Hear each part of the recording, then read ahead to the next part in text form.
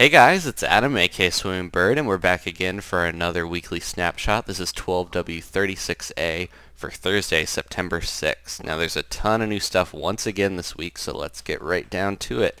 Now the first thing I'm going to show off, which you can probably guess from this little pink pen of piglets over here, some nice alliteration, I'm going to show off the pig mounts. Now I'll spawn a pig out here. I've got them penned up for a reason. Now pigs, you know most likely that you can put a saddle on them and just kind of ride them around like this, but you're up to the whimsy of the pig. He just kind of sits there most of the time. Now, there's a new item in the game. If you take the carrots that were just introduced recently and the fishing rod and put them in this little order here, diagonal, you get the carrot on a stick. And if you ride a pig with a carrot on a stick, it will now go where you're pointing. Now it's a little glitchy right now. You can see if I get a certain angle, he flashes. He'll start out fairly slow, but he will speed up if you give him enough time to get going here. And it's just kind of a nice little way to ride around, and you probably don't use any hunger or very little hunger while you're doing it. So it's good. It's probably going to be a cool way to get between areas, and obviously people are just going to want to ride pigs even if it's not that beneficial. So some of the problems with it right now are that if I fall off of this block layer here, I actually can't get back up unless I let the pig get up on its own. I can give him a little smack on his patoot and hopefully, yep, there he goes.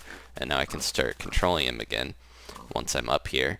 And as you can see as well, all these other pigs want this carrot, so that's why they're in a pen, because they're all trying to eat it.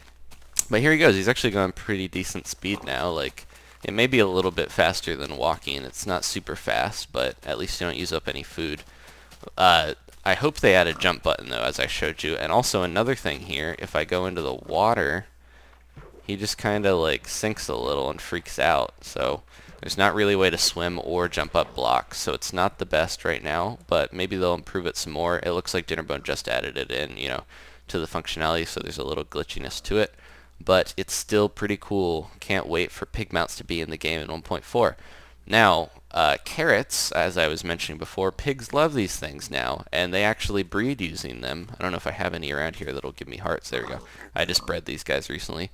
But yeah, they use carrots to breed. And speaking of which, chickens, if I can find some over here, here they are, they actually use wheat seeds now. So they'll follow you with wheat seeds, and you can use any type of seed, including pumpkin and watermelon seed, to get these guys to breed. And there they go, doing their little mating dance. So there you go. They're kind of differentiating animals a little bit, which is nice, the farm animals. Now there's been some improvements to the dyeing system. Before I get to that, actually, I forgot. The gold carrot here, you can see, is a little different. It doesn't look as much like a weird golden dildo thing. It looks like a carrot more. So there you go. Golden carrots retextured. Dyeing, they have added some functionality to that. You could now suicide. No, dyeing is in dyeing clothes. They try to keep the vivid nature of they've said of the armor when you dye it, but the colors are still a little like they will get a little washed out looking, but they seem to be a little bit more vivid when you dye them, so they won't like become as gross and like faded. They start to look like if you eat a bunch of like chiclets that are different colors, you get like a gray color, or any type of candy just turns into this like gray color.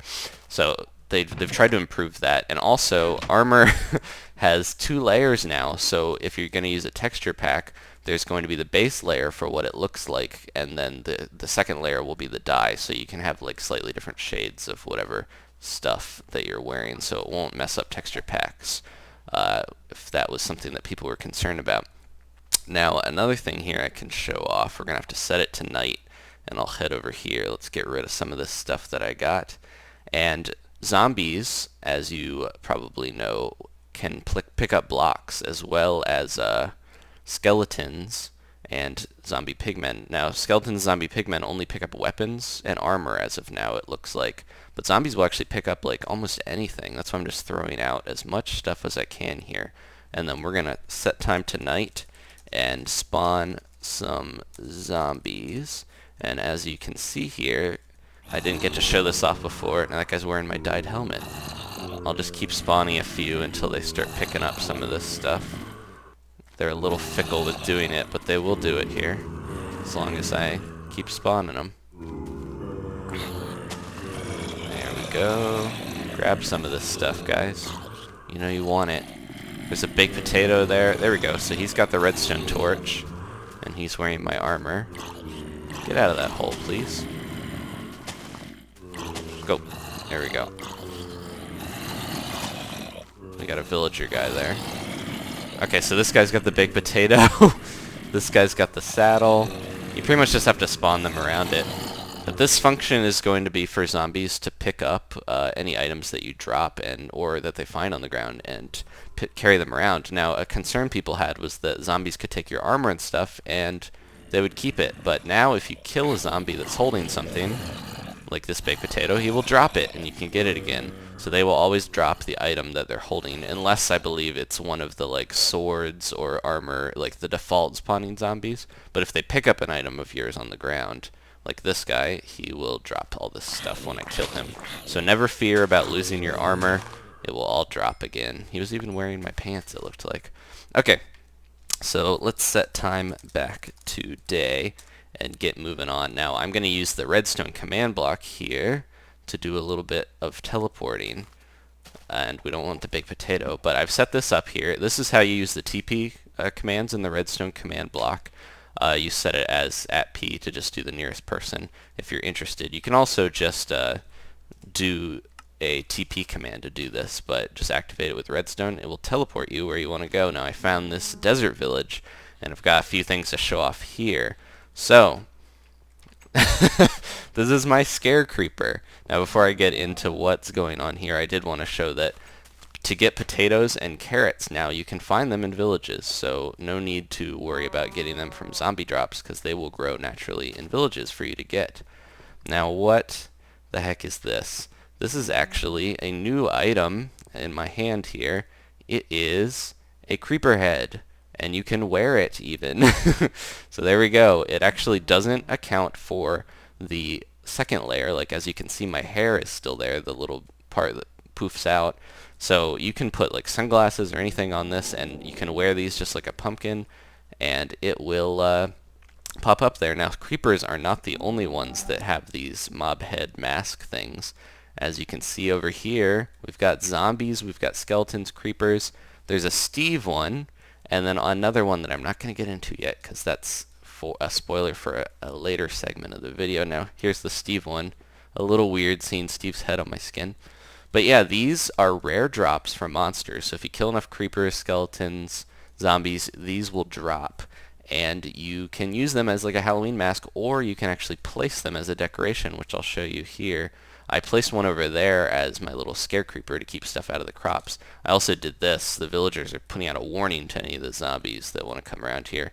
Now as you saw, I can hang them on the wall. I can put them here. They basically have the functionality of signs, I've noticed, where you can have them at all these different angles and put them wherever the heck you want. They've got a little hole there for where you put your head in. But this is part of the pretty scary Halloween update, obviously, so I'm really glad that they ended up making the masks. That was something that as soon as I saw that they were making a bunch of these, that I really hoped that they would make them into masks. So my wish has come true. Now there are 5 of them right now, but there might be more in the future. So let's get moving on here, and I can I'll show you that last one in just a minute. It involves the new mob that is in the game. Now before that, here's a little picture, and this is a hint at what I'm going to talk about next. A new painting has been introduced in the game, and here it is. Now if you can notice it, it's right next to the skull head here, and it shows off a secret in the game. And I really like this because it kind of gives the player a hint without them having to go to a wiki to figure this out. Now to figure out what that is, we're going to have to talk about a new item here, and that is the Nether star.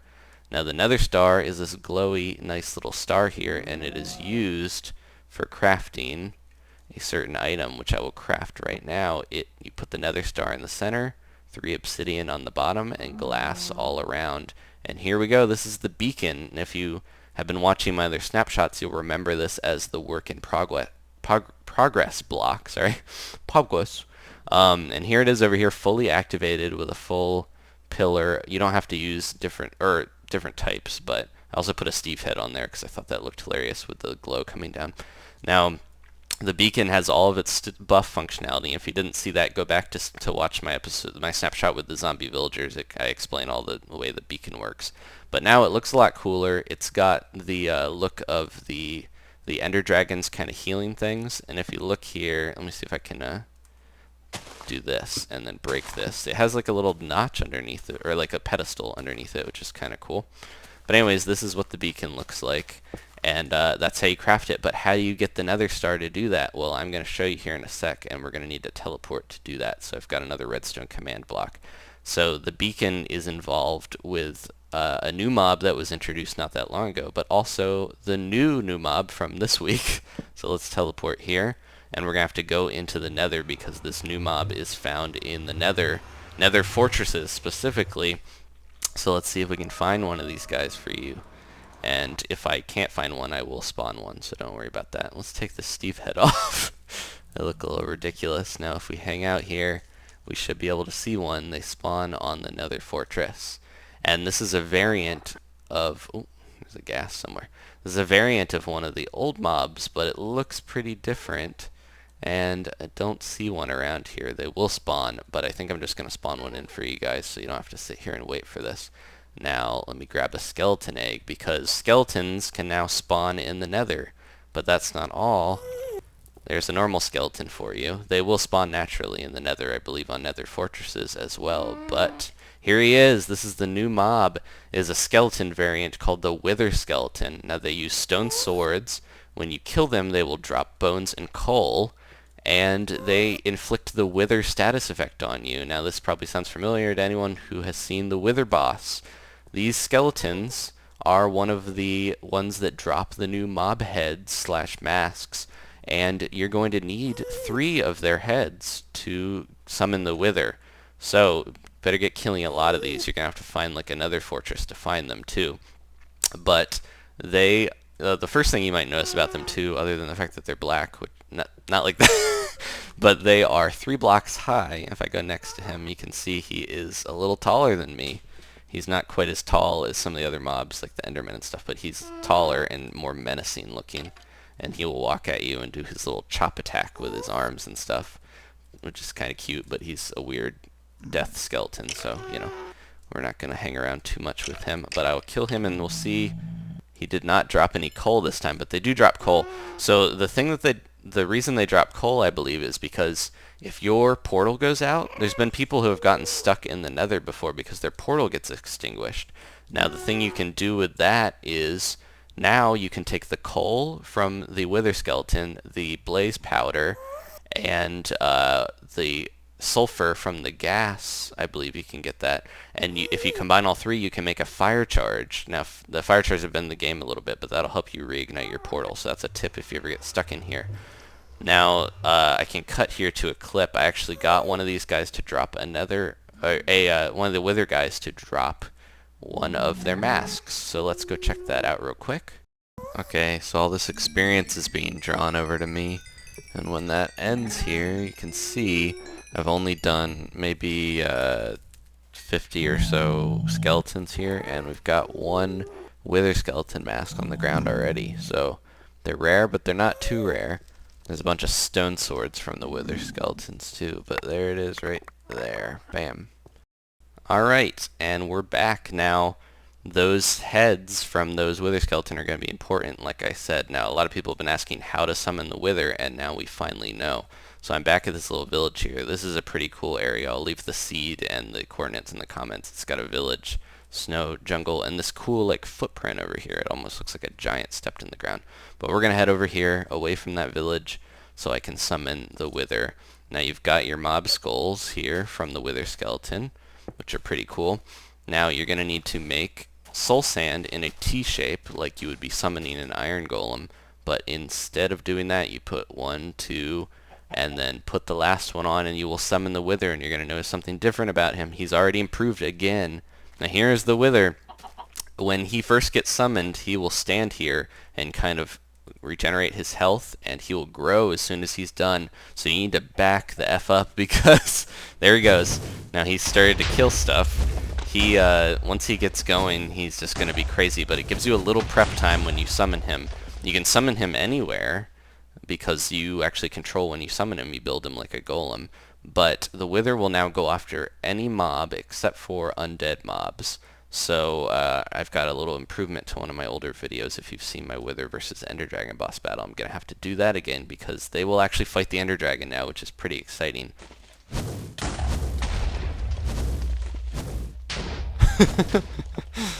You better run, buddy. Now the Wither, when you damage him, he will, I'm not doing much because I'm not using a sword. Here we go. Now he will slowly regenerate health, as you can see up there on his new health bar that actually has his name. And that is going to make him a lot tougher. He still has his armor that he gets when you bring him down to half health here, which I can do real quick to show anyone who hasn't seen it. Oops, he's flying up. There we go. It's getting a little dark here, and if you notice, the sky, even during the day, is a bit darker when the Wither is around. It kind of makes the sky in the overworld darken. Now there he goes. He's got his Wither armor on that protects him from arrows, and he starts to kind of freak out here. He'll go a lot crazier and shoot stuff. Let's set time back to day, and you can see the sky is a bit darker when the Wither's around. There's kind of almost like a fog over the area, which is pretty cool. So you know when a Wither's been summoned because you'll notice the sky is a little different. I'm not in survival right now, so he's not doing too much, but he will flip out and kill any sheep or anything here. But his status effect, let me see if I can get him to hit me. See, he's healed past half health, so he doesn't have his shield anymore. But there we go. I got hit, and I have Wither 2. So the Wither skeletons actually get Wither, or inflict you with Wither, which drains your health, and the Wither now does Wither 2, which is the same health drain, but a lot more powerful. So the Wither is actually becoming some competition for the Ender Dragon. I'm not sure who will actually win in this fight when I stage it again, because he can regenerate, and I think he'll be a fighting chance for the dragon. Definitely a fighting, competition for us when we have to battle him eventually. But if you manage to summon the Wither, why would you want to do this, you might ask? Because they're so destructive and powerful. Well, I'll show you. We're just going to kill him here. See how many hits with this unenchanted diamond sword it takes? It's going to be pretty tough to beat this guy. And bows are not very effective. So he dropped some experience. Not too much. They might buff that. But if we fall down here, let's see if we can find it. Where did he drop his stuff? I don't see it anywhere. There's some experience. There it is, right in the sand. So he drops the Nether Star, if you remember from a few minutes ago when I talked about that. Now the Nether Star, like I said, is essential for crafting the beacon. This is going to give people who love playing Minecraft but don't have an end goal in sight past the dragon something to do. You can build up a ton of materials, build your beacon, and have a huge buff for your base camp. But that involves spending a bunch of time killing Wither skeletons to get their skulls, summoning the Wither, being able to beat that, all this stuff. Lots of new things for us to do, though. And that is pretty much it for this week. There has been a lot of new stuff. My favorite thing might be the pig mount, but I also really like the Wither skeleton. I think that's pretty cool. And the fact that they added in the Wither mechanic. So thanks for bearing with me, guys. Leave a like if you enjoyed this. There's a ton of stuff, and it took a bit to explain, so I'm sorry I went through it and did that a little slower than maybe I needed to, but I just want to make sure you guys get all the info. Let's do the Wither mask. There we go, so you can see what that looks like. It looks ridiculous with my hair. There we go. Alright, so I'll see you guys next time. Definitely leave a like if you can, that'll help me out, and thanks for watching. Goodbye.